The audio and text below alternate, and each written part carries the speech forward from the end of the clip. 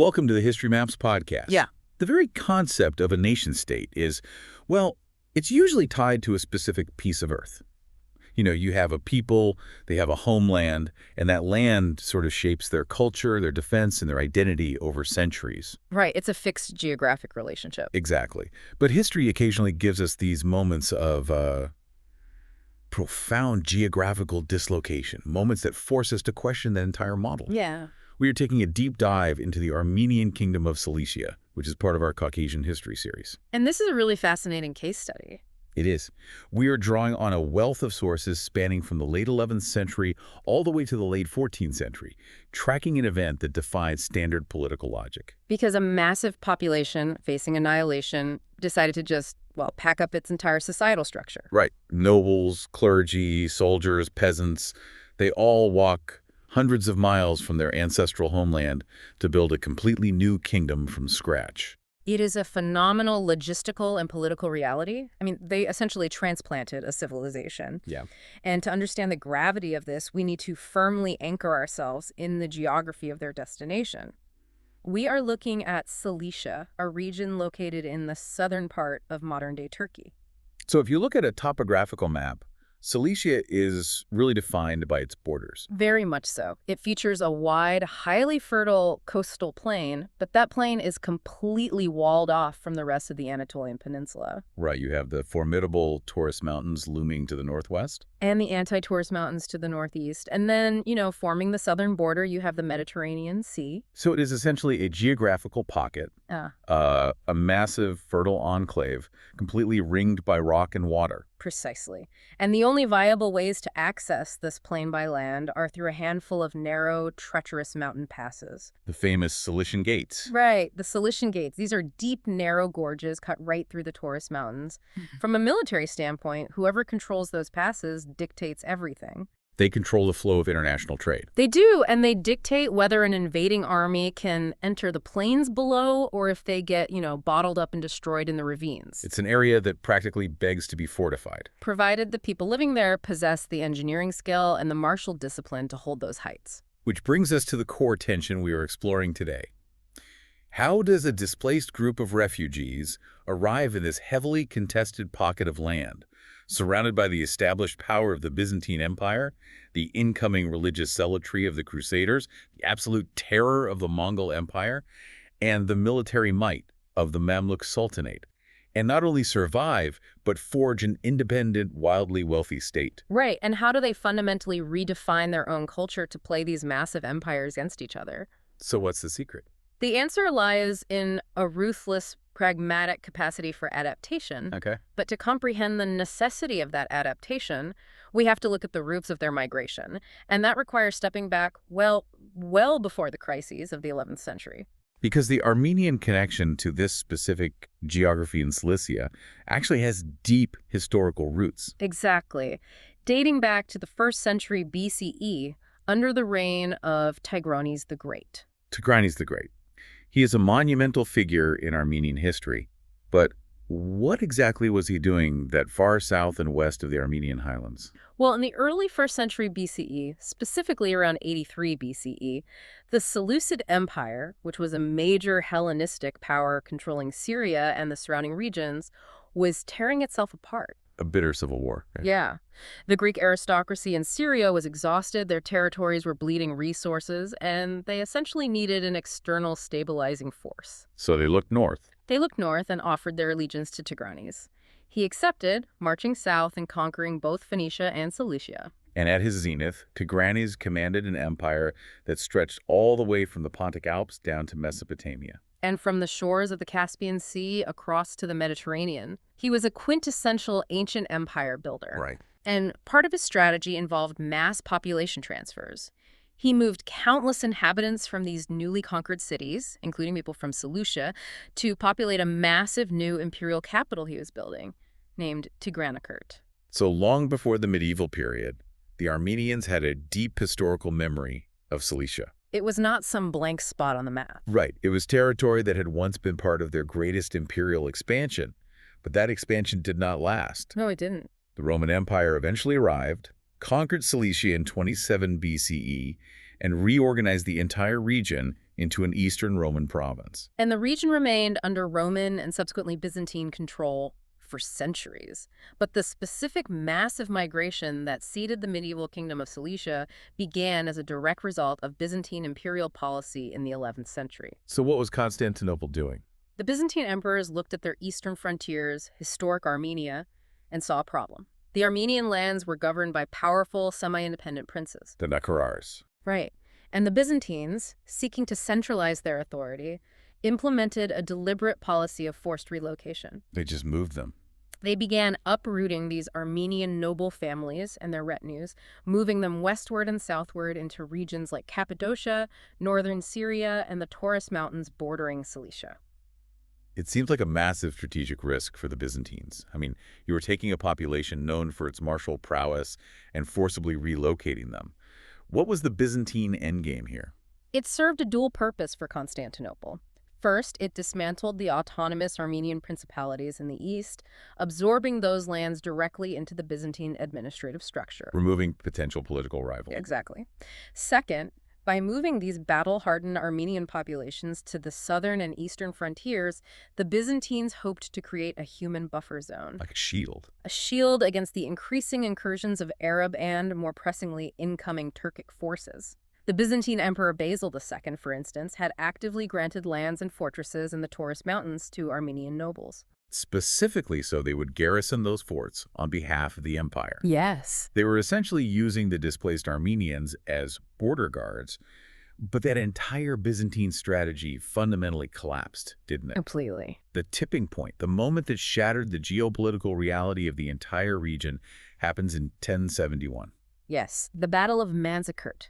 This is one of the most consequential military engagements of the medieval period. It really is. The Byzantine army, led personally by Emperor Romanos IV, met the forces of the Seljuk Turks. And it was a catastrophe. A tactical and political catastrophe for the Byzantines. The emperor was outmaneuvered, his mercenary cavalry deserted him, and ultimately the Byzantine army was crushed. And Emperor Romanos IV was captured alive on the battlefield by the Seljuk Sultan. The psychological shock of that must have been immense. The emperor of the Romans, the heir to the Caesars, taken as a prisoner of war. But beyond the shock, what did the loss at Manzikert physically do to the Byzantine borders? It broke them entirely. The Byzantine defense apparatus in eastern Anatolia completely disintegrated. The Seljuk Turks poured through the broken frontier, effectively annexing the historic Armenian heartlands. Leaving the region suddenly exposed to continuous, devastating raids. For the Armenians still living in the east, the situation became untenable. They faced subjugation or death. Which triggers the mass migration we are focusing on. And this is where the logistics of history become truly fascinating. Because we are not talking about individual families fleeing in the night with whatever they can carry. Right. The sources describe an organized structural relocation. That is the defining characteristic of this exodus. Entire societal structures uprooted themselves. Like the powerful nobles from historic Armenian regions, such as the mountainous district of Sassoon. Yeah, they recognized that the Byzantine umbrella was gone, so they gathered their extended families, their heavily armed military retainers, their clergy, and thousands of their dependent villagers. And they just marched west. They effectively packed up their entire feudal system, loaded it onto wagons and pack animals, and transported it across Anatolia. They're carrying their culture, their military hierarchy, and their economy with them. And they're heading straight for the Taurus Mountains.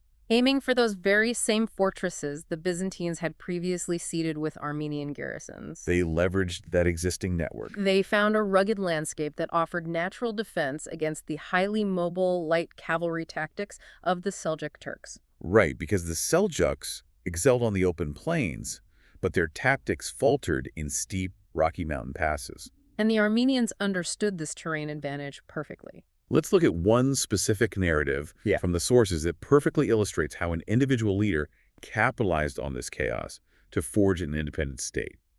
The story of Prince Reuben I.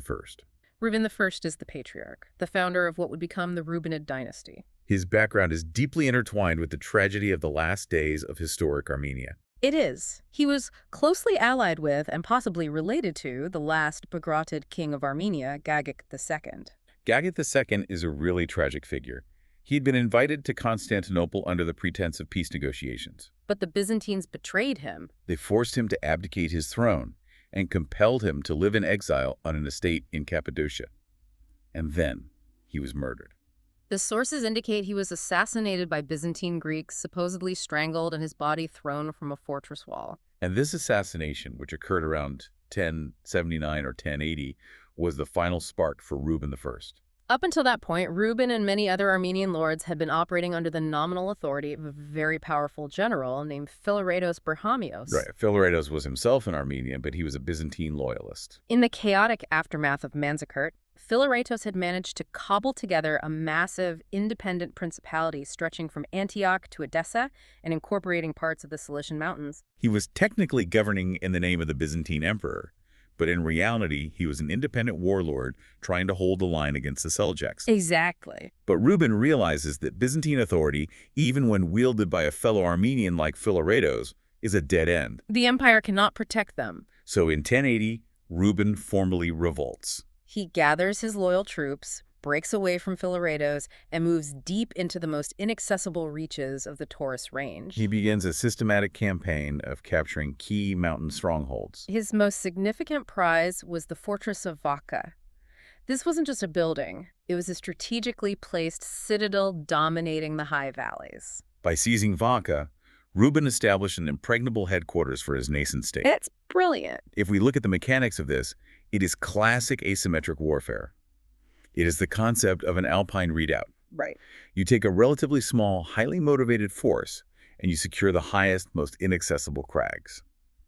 You do not need the numbers to hold a sprawling front line. Because if you have a fortress perched on a sheer cliff overlooking a valley, you command that valley simply by gravity. Exactly. You can drop rocks, you can shoot arrows, you can launch sudden cavalry sorties down the slopes to ambush supply trains. By holding the elevation, Reuben dictates who gets to traverse the passes and who gets to access the fertile plains below. That is the exact military reality of the early Reubenid state. It was entirely defined by altitude and choke points. They recognized that attempting to field a traditional army on the open plain against the vast numbers of the Seljuks or the remaining Byzantine field armies would result in slaughter. But in the mountains, 100 well-supplied, determined men behind heavy stone walls could hold off an army of thousands.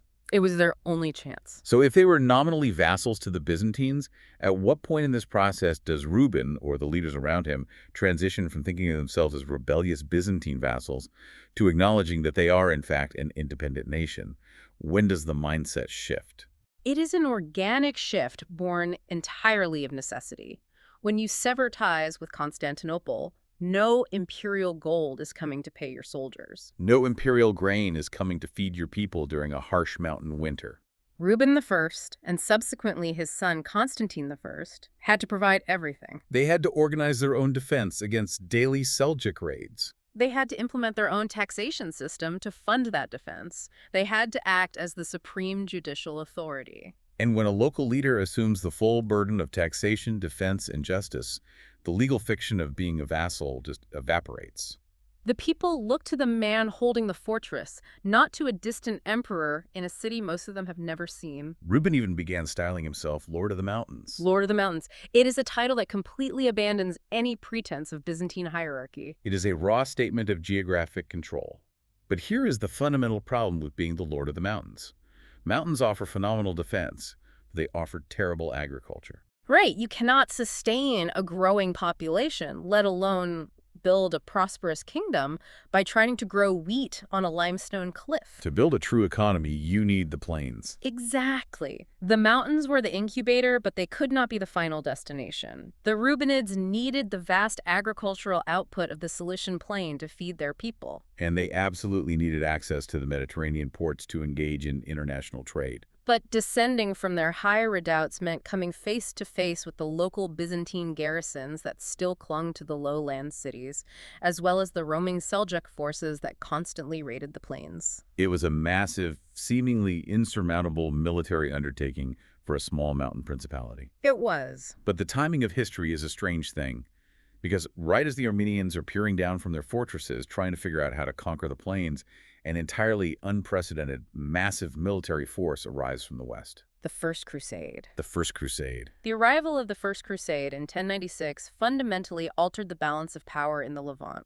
You had these massive armies of European nobility and commoners marching thousands of miles. Driven by a complex mix of religious fervor, political ambition, and the promise of land.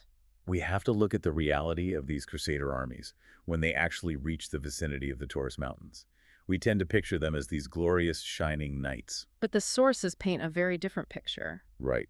By the time they reached southern Anatolia, they had been marching for months through brutal heat. They were fighting disease, they were suffering immense casualties, and most critically, they were starving. They were trying to navigate hostile, completely alien territory, attempting to conquer cities with massive fortifications like Antioch. They were on the brink of total logistical collapse. They desperately needed food, they needed remounts for their cavalry, they needed safe passage. And they needed intelligence regarding the local terrain and enemy troop movements. And the Armenian mountain lords, surveying the situation, recognized a monumental opportunity.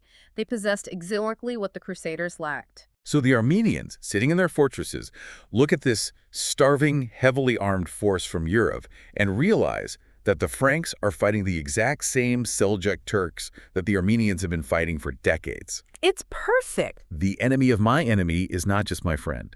He is an incredibly useful, blunt instrument. It was a fiercely pragmatic alliance.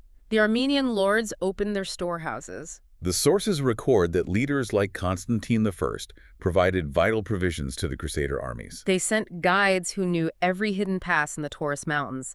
They provided intelligence on Seljuk troop deployments. And they even sent their own highly trained soldiers, specifically siege engineers and infantry, to assist the Franks. The Armenian contribution was instrumental in the Crusaders successfully capturing and holding key regional strongholds, notably the great cities of Antioch and Edessa. So the Franks needed the Armenians to survive, and the Armenians needed the Franks to clear the plains. What did the Armenian leaders extract from the Crusaders in return for all this vital logistical support? They certainly weren't doing it just for charity. No, they demanded and received formal political recognition. Okay. The leaders of the newly established Crusader states, the Principality of Antioch, the County of Edessa, the Kingdom of Jerusalem, recognized the Armenian lords not as vassals, but as independent, sovereign rulers of their territories. That's a massive shift. Constantine I, for example, received official titles and gifts from Baldwin I, who would become the King of Jerusalem.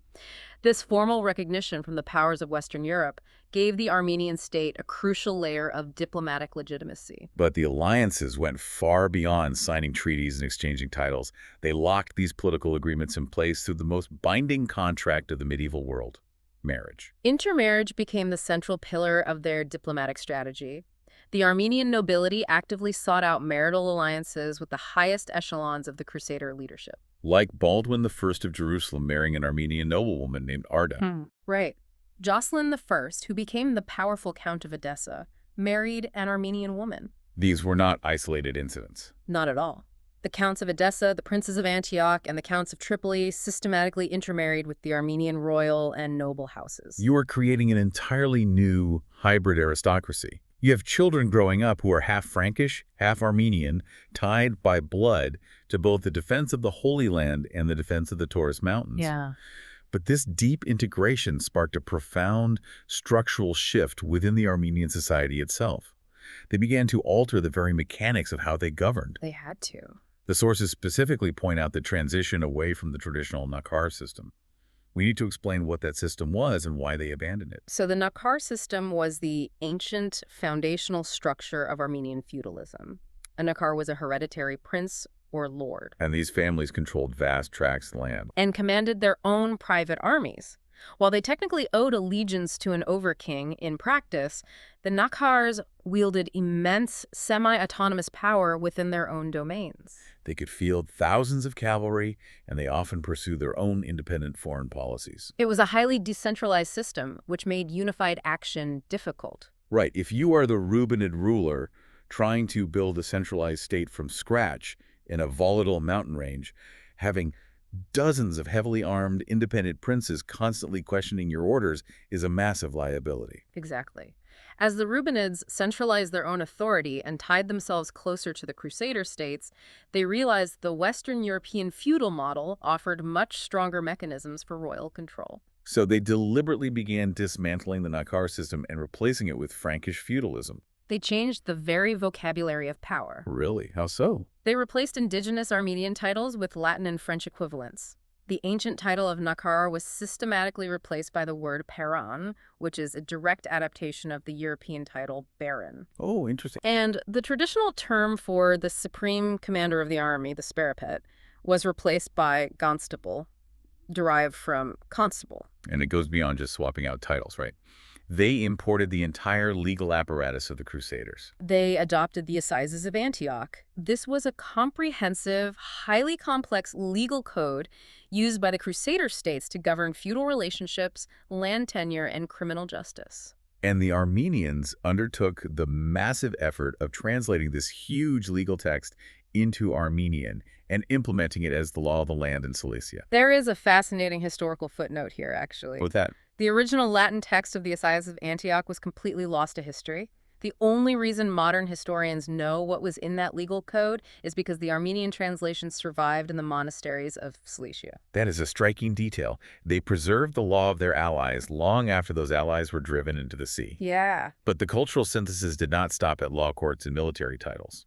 The Armenian elite fully embraced the aesthetic and social rituals of Western Europe. The court at Cis began to look indistinguishable from a court in Paris or London. They adopted the European tradition of knighting nobles. They held massive, elaborate jousting tournaments. The courtiers abandoned traditional Armenian dress in favor of Western feudal clothing styles. They started giving their children French names. Names like Henri, Guy, and Bohemond became common among the Armenian elite. They even had to modify their own alphabet to accommodate this linguistic shift. Wait, really? The alphabet? Yeah. The traditional Armenian alphabet did not have letters that perfectly corresponded to the O and F sounds prevalent in the new French and Latin loanwords. So they just changed it. They explicitly added 2 new characters to the Armenian alphabet solely to ensure they could accurately pronounce and write these new European terms and names. Looking at this massive cultural overhaul, it raises a critical question about identity. By adopting French titles, instituting Latin legal codes, dressing like Franks, and extensively intermarrying with European nobility, did the Cilician elite risk losing the very Armenian identity they had marched hundreds of miles to protect? It's a fair question. Were they just becoming Frenchmen who happened to live in the Taurus Mountains? That tension is the defining internal conflict of the entire Cilician period. From the perspective of the Rubinid elite, this was not cultural surrender. It was a highly sophisticated survival strategy. They needed massive, sustained military and financial support from Western Europe to survive against the Seljuks and later Islamic powers. By restructuring their society to perfectly mirror a Western European court, they made themselves legible and relatable to the Crusaders. When a French knight arrived in Cilicia, he understood the legal system, he recognized the titles. He could participate in a joust, and he could speak French with the nobility. The Armenians positioned themselves not as foreign strangers, but as a recognized, civilized outpost of Christendom that Europe had a moral and political obligation to defend. They spoke the political language of their protectors. But that strategy created a massive, dangerous divide within their own borders. A stark societal chasm opened up. The royal court and the high nobility westernized at an astonishing rate. But the vast majority of the population, the rural peasants working the newly conquered plains, the merchants in the cities, and crucially, the deeply conservative Armenian Apostolic Church, vehemently rejected this westernization. They remained fiercely loyal to traditional Armenian customs, language, and theology. So you have a highly centralized French-speaking, jousting elite ruling from the citadel, demanding taxes from an Armenian-speaking, fiercely traditional peasantry working the fields below. Yeah. That kind of internal friction usually tears a young nation apart. It certainly caused significant internal rebellions later on, but in the short term, during the 12th century, this strategy worked flawlessly. The combination of Frankish military alliances, the adoption of efficient Western administrative models, and the natural defensive power of the mountains allowed the Rubinids to systematically consolidate their control. They ruthlessly broke the power of rival Armenian aristocratic families who resisted their authority, such as the Hethamids, who had initially tried to maintain ties with the weakened Byzantine Empire. Over several decades, the Rubenids pushed out of the mountains, secured the entire fertile plain, and firmly established their borders all the way to the Mediterranean Sea. And all of that patient expansion, all of that careful cultivation of alliances and accumulation of wealth builds toward one defining moment, a bid for absolute undeniable sovereignty. Which brings us to January 6, 1198. The coronation of Levon I, also known as Leo I. This is the moment the Principality of Cilicia officially becomes a kingdom. The ceremony took place with immense pomp and circumstance in the Cathedral of Tarsus. And the most important aspect of this coronation is not just that Levon put a crown on his own head, it is who sent him the crowns. Right, he received validation from the highest possible authorities in both the East and the West. It was a diplomatic masterpiece. Levon had spent years petitioning the powers of Europe. During the ceremony, he received a magnificent royal crown sent directly from the Holy Roman Emperor Henry VI. Furthermore, he was anointed by the head of the Armenian Church, the Catholicos, who presented him with the royal insignia on behalf of Conrad. Conrad, the Archbishop of Mainz, who was attending the ceremony as the official legate of both the Pope and the Holy Roman Emperor. He secures the absolute backing of the Catholic West. But then, as a reminder of the complex geopolitical web he is navigating, the Byzantine Emperor, the ruler of the empire that had originally forced the Armenians into exile, also sends him a crown. The Byzantine Emperor, Alexius III Angelos, recognized that he could no longer treat Cilicia as a rebellious province. He sent a crown to acknowledge Levon's reality as a king, hoping to secure his friendship against the rising power of the Turks. By orchestrating a scenario where he accepted crowns from both the supreme powers of the West and the East, Levon brilliantly validated his state. He placed Cilicia permanently on the map of international diplomacy. In the courts of Europe, the region formally became known as Little Armenia. And becoming a recognized kingdom is not just an ego boost. It fundamentally alters your economic standing. Absolutely. When you are a sovereign king, you dictate the terms of trade. You set the tolls. And Levon I happened to rule over a stretch of coastline that was rapidly becoming the most important real estate in the Mediterranean. The coronation triggered an unprecedented commercial explosion.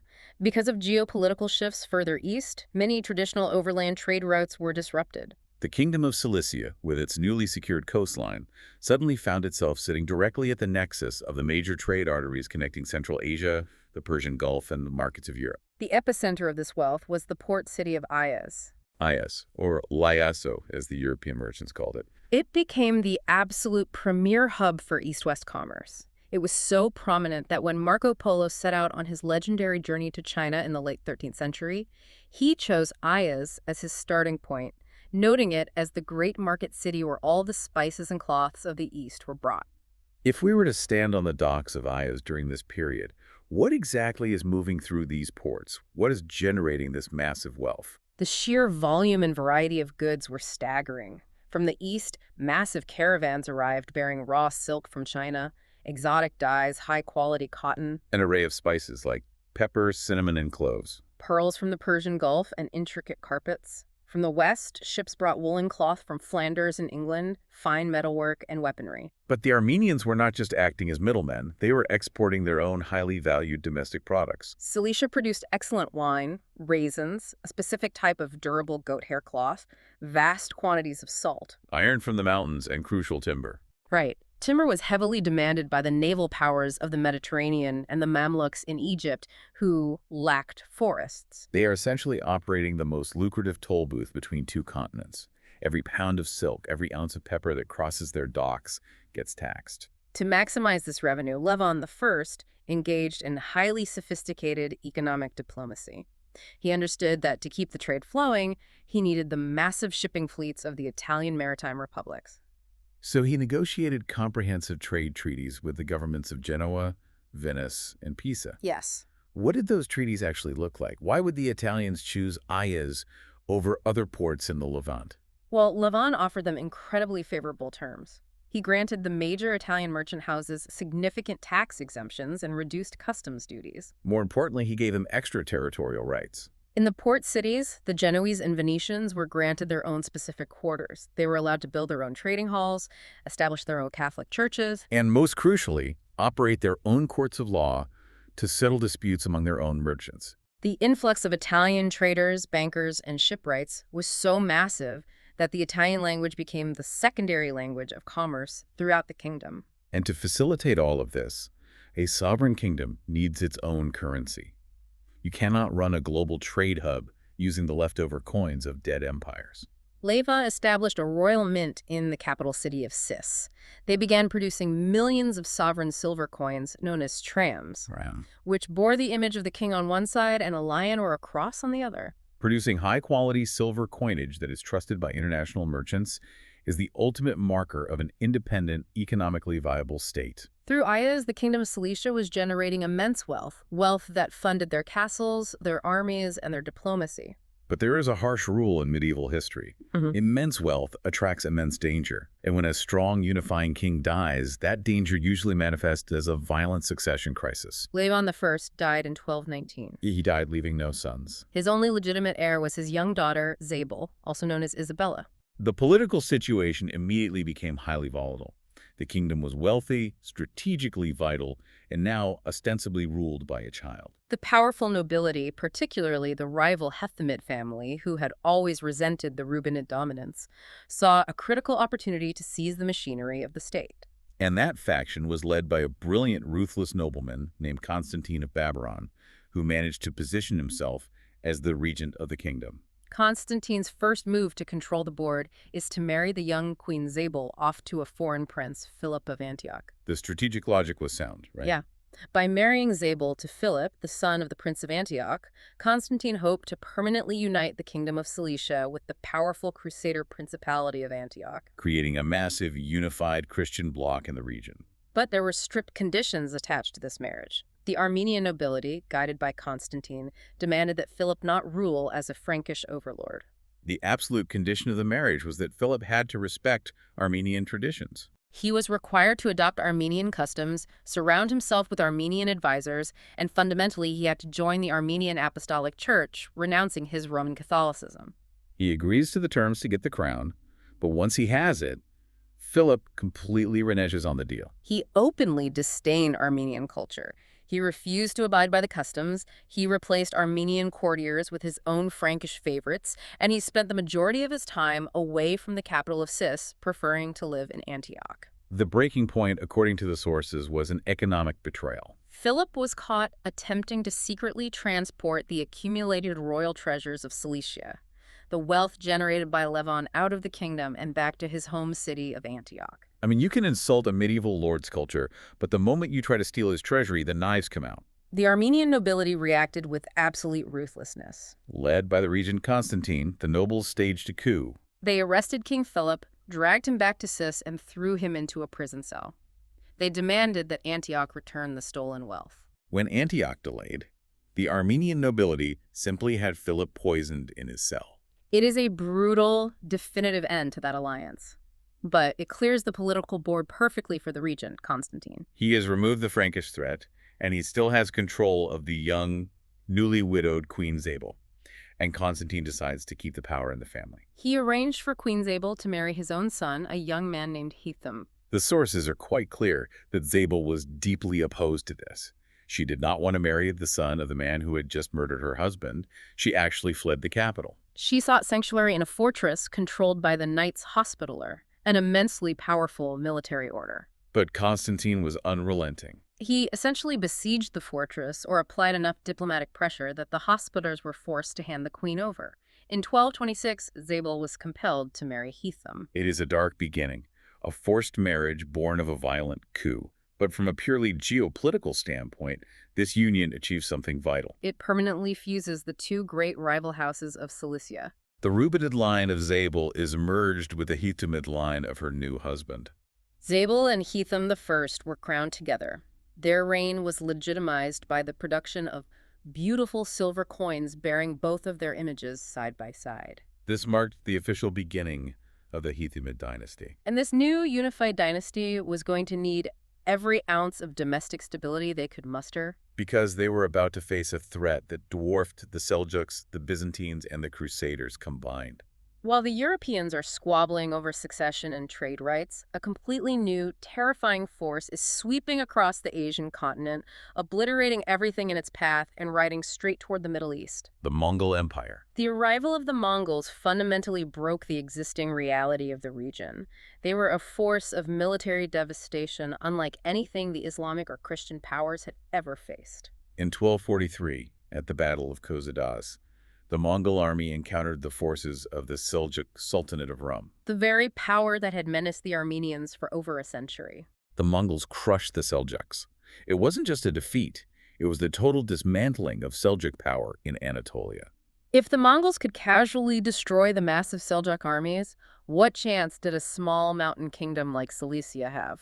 King Hethum I surveyed the aftermath of Kozadas and made a cold, brilliant calculation. He recognized instantly that the old geopolitical playbook was useless. Relying on the Crusader states or the Pope in Rome for defense was a fantasy against the Mongol hordes. Hethum decided that the only way to save his kingdom was to voluntarily submit to the Mongols before they decided to besiege his castles. He chose to become a vassal on his own terms, rather than a victim on theirs. It is a massive risk. In 1247, Hethum sends an embassy led by his brother, Sempad the Constable. Sempad doesn't just ride to the local Mongol commander. He travels thousands of miles overland, deep into the heart of Asia, to the Mongol capital of Karakorum. Sempad successfully negotiated the initial terms of vassalage, but the Mongols demanded submission from the monarch himself. So, in 1254, King Hethum I undertook one of the most remarkable diplomatic journeys of the Middle Ages. He traveled secretly in disguise through hostile Seljuk territory, crossed the Caucasus, And then rode for months across the vast steppes of Central Asia until he reached Karakorum to present himself before the great Khan Munka. He arrived bearing lavish tribute. We are talking fine silk fabrics, precious gems, and highly prized thoroughbred horses. He bows before the Khan, and he secures a formal Armeno-Mongol alliance. What were the actual mechanics of this treaty? The terms were brutally clear. The Kingdom of Cilicia recognized the absolute suzerainty of the Great Khan.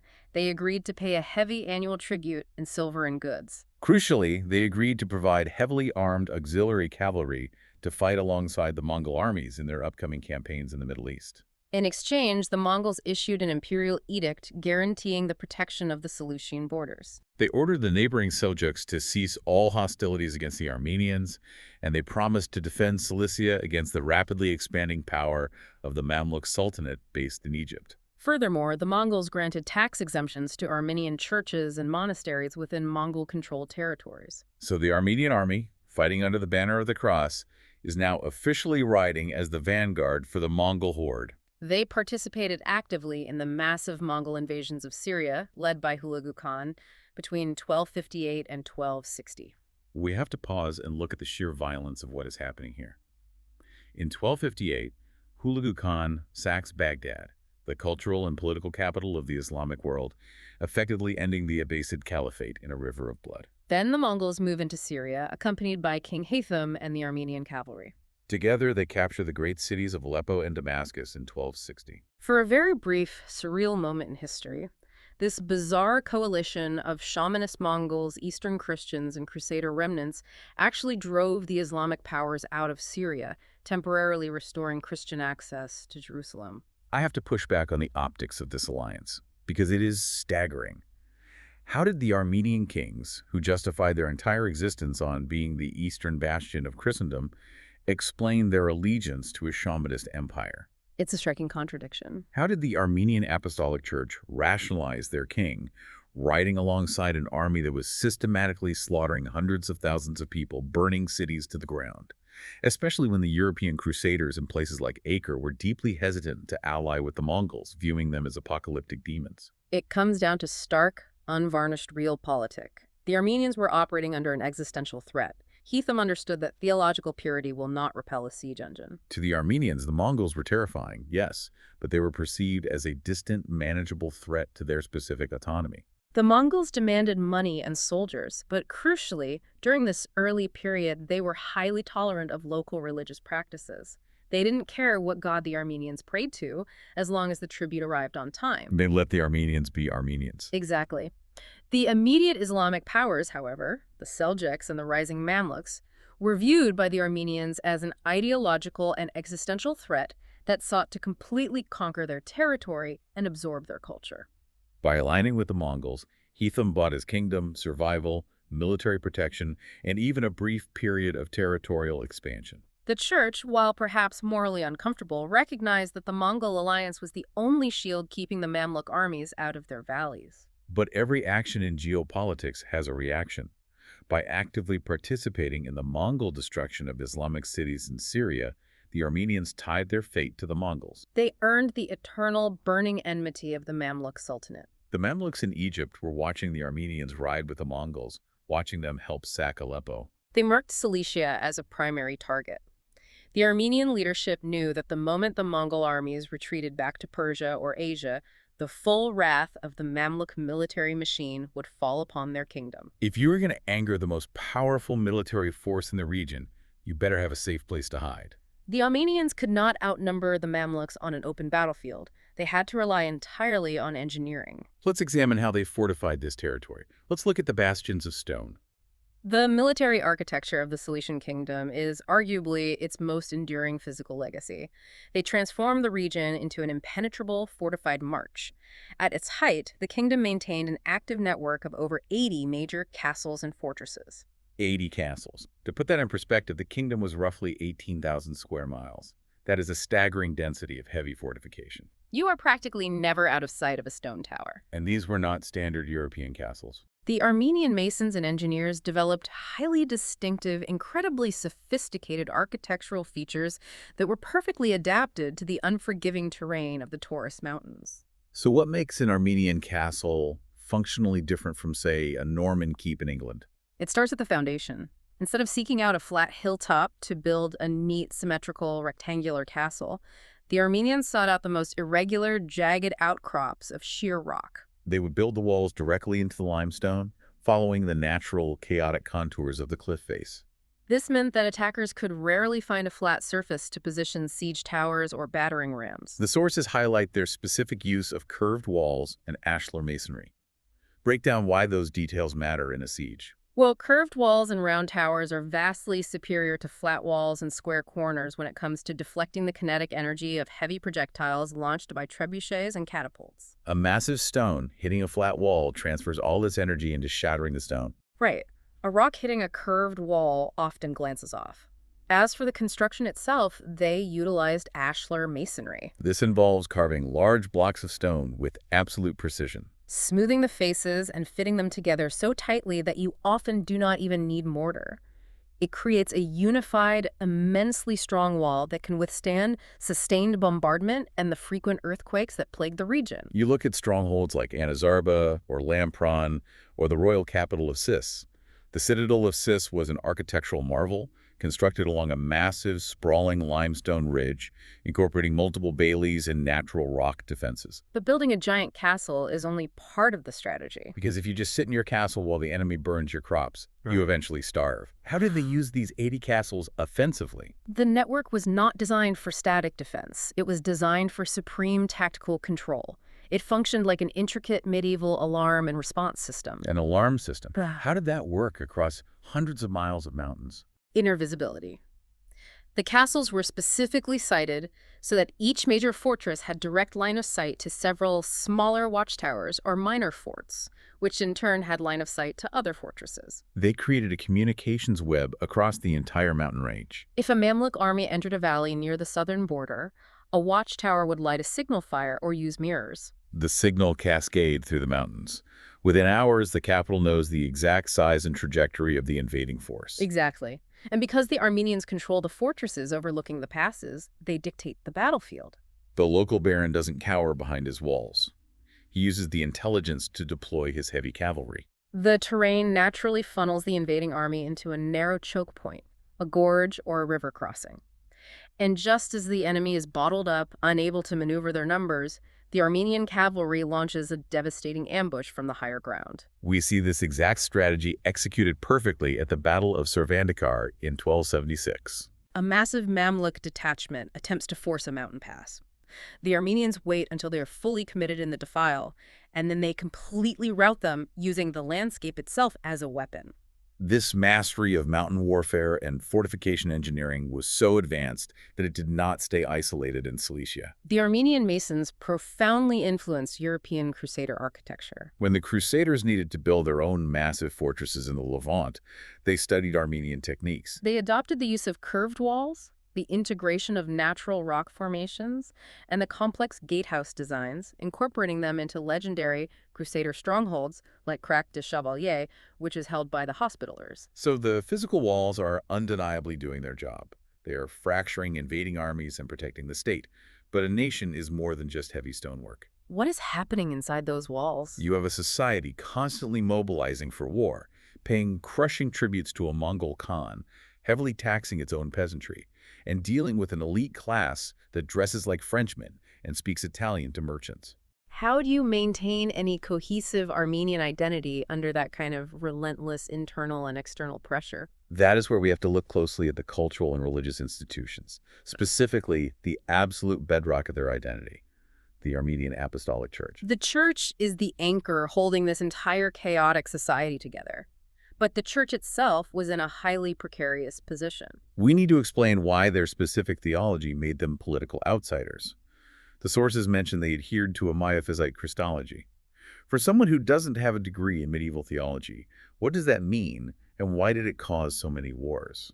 It is a critical distinction. Back in the year 451, the Council of Chalcedon established the dominant Christian orthodoxy, which both the Catholic Church in Rome and the Greek Orthodox Church in Constantinople followed. They decreed that Jesus Christ had two distinct natures, one divine and one human, perfectly united.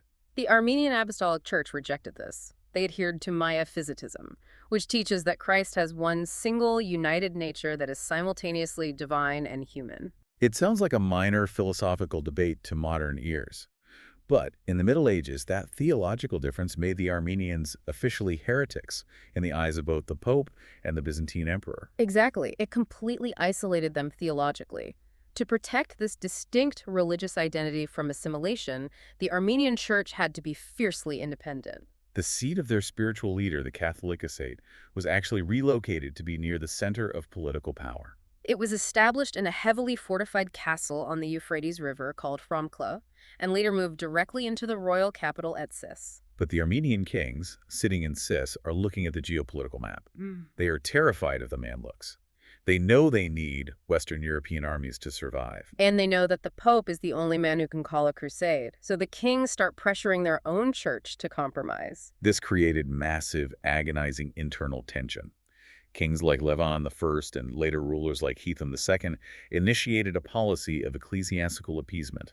They engaged in constant negotiations with the papacy, promising to bring the Armenian Church into communion with Rome in exchange for military aid. They're trying to trade theology for heavy cavalry.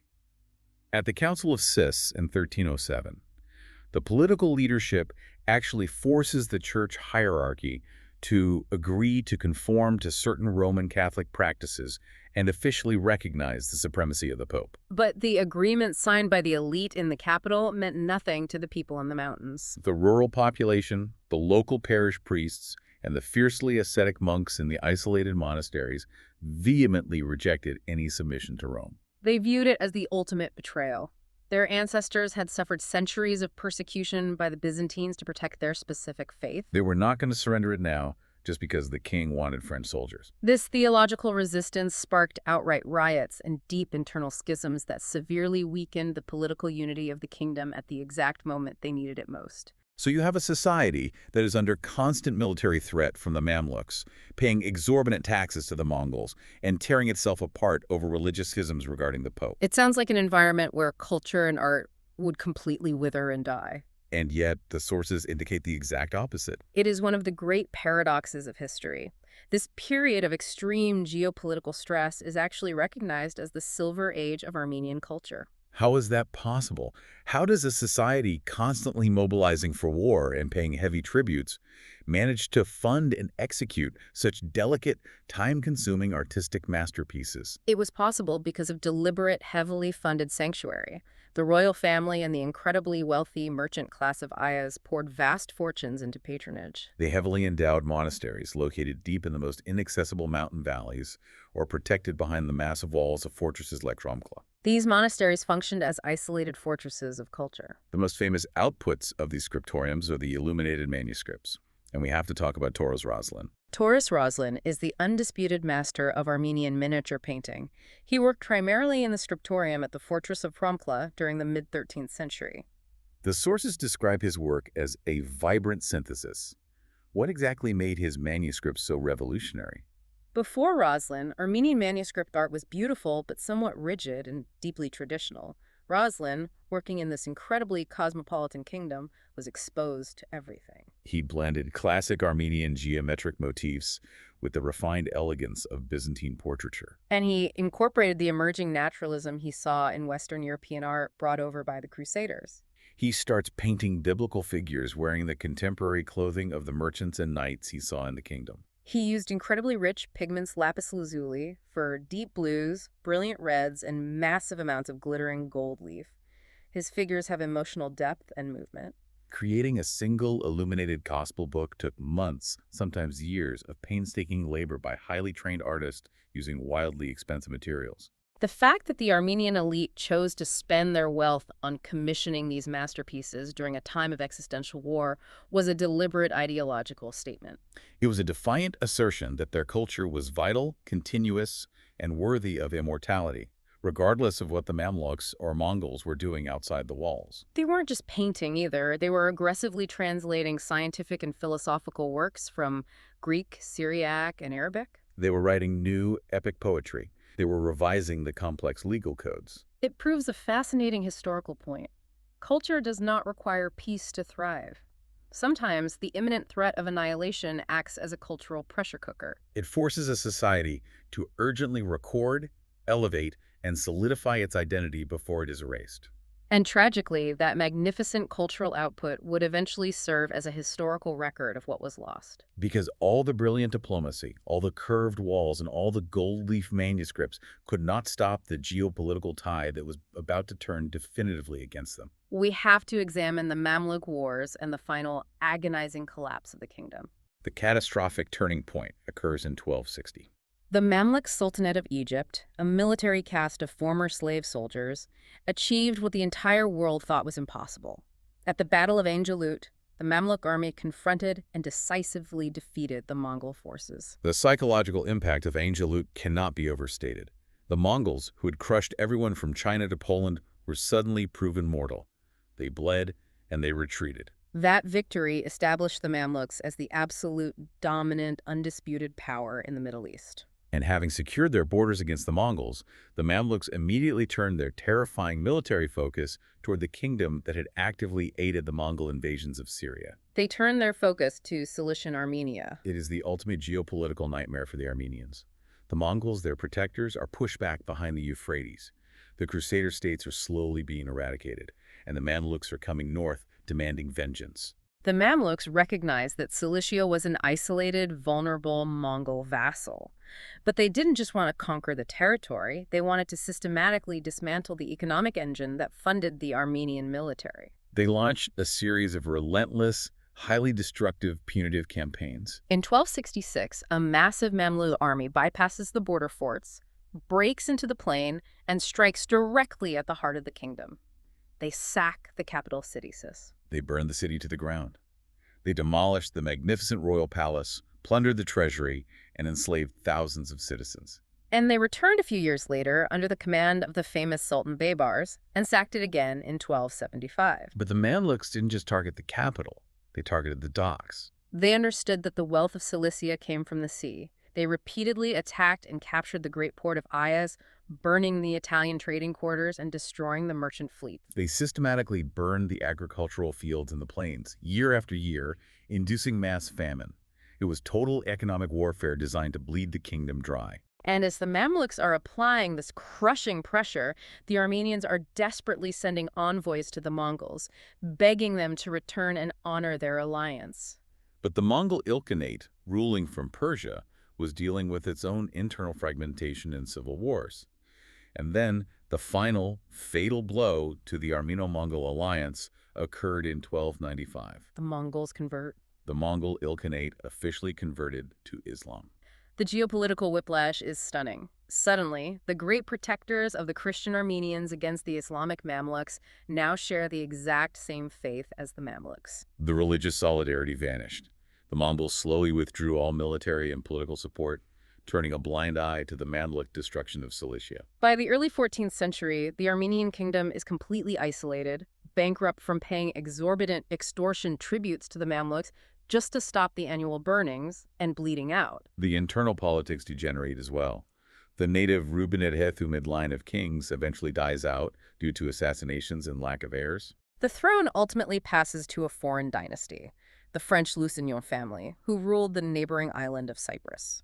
The introduction of the Lusignan kings was a disaster for national unity.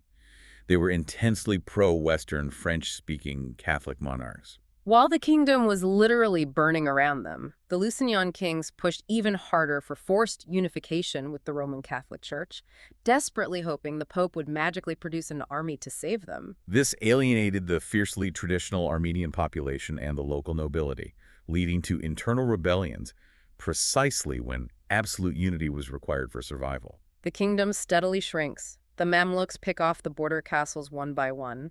The great port of Ayaz is permanently lost. By 1374, the Kingdom of Cilicia, which once commanded the trade of the Mediterranean and fielded armies alongside the Khans, essentially consisted of a single city. The besieged capital of Sis and a handful of starving mountain fortresses. Which brings us to the end, the year 1375.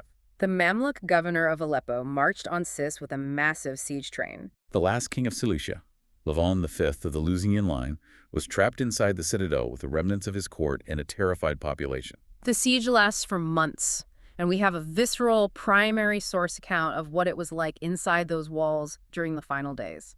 It comes from a colophon, a personal note, scribbled at the very end of a religious manuscript by a scribe named Paugos, who was writing as the city was dying around him in 1375. Paugos describes the atmosphere of intense, suffocating mourning as the Mamluk siege engines battered the walls. He documents the weeping of the priests and the despair of the soldiers. But the detail that truly conveys the absolute desperation of the situation is an economic one. He writes down the cost of food. He notes that during the severe famine caused by the siege, the price of a single measure of grain soared to 100 dram. 100 dram for a handful of wheat. It is a highly specific detail that strips away the romance of medieval sieges and exposes the horrific reality of starvation. It speaks volumes about the suffering of the ordinary people who are trapped in the final act of this geopolitical tragedy. The walls finally give way. On April 13, 1375, the Mamluks breach the citadel. The city falls. King Levon V is captured alive, put in chains, and dragged off to Cairo as a trophy. He was eventually ransomed by European monarchs years later, but he died in exile in Paris. With the fall of Sis, the Armenian Kingdom of Cilicia officially ceased to exist. It is an incredibly tragic, almost inevitable irony. The exact geopolitical forces that allowed the kingdom to rise and thrive, the crusading Franks, the conquering Mongols, the vast international trade networks, ultimately painted a massive target on their back when those empires retreated, collapsed, or changed allegiances. The kingdom lives by the sword of its powerful allies, and it died the moment those allies vanished. The aftermath was a profound dispersal. The Armenian nobility who survived the slaughter fled into exile in Byzantium, Georgia, or Western Europe. The wealthy merchants relocated their operations to France, Italy, and Poland. The peasantry either retreated into the deepest, most inaccessible mountains, or were absorbed into the Mamluk and later Ottoman systems. But we have to look at the sheer scale of the achievement.